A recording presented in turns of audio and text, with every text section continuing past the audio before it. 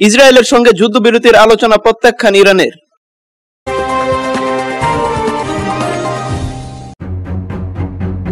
Israeli হামলা চলাকালীন যুদ্ধবিরতি নিয়ে কোনো আলোচনা করবে না ইরান, মধ্যস্থতাকারী কাতার ও ওমানকে এ তথ্য জানিয়েছে তেহরান।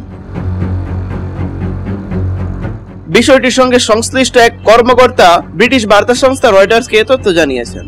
পাল্টাপাল্টি হামলার চতুর্থ দিনেও উভয় পক্ষ হামলা অব্যাহত রেখেছে।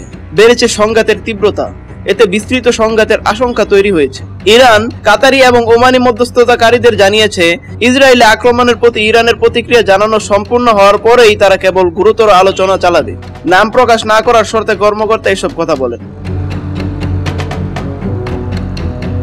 তিনি বলেন, ইরান স্পষ্ট করে দিয়েছে যে আক্রমণের মুখে থাকা অবস্থায় তারা আলোচনা করবে না।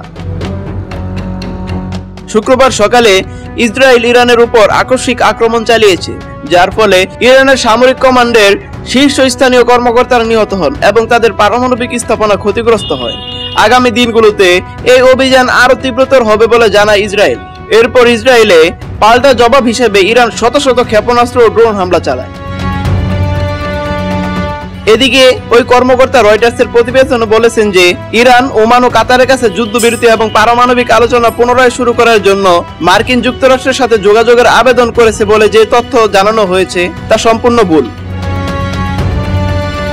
তবে ইরানের পররাষ্ট্র মন্ত্রণালয় রয়টার্সের মন্তব্যের অনুরোধের জবাব দেয়নি। কাতারের পররাষ্ট্র মন্ত্রণালয় বা ওমানের তথ্য মন্ত্রণালয় সাড়া দেয়নি।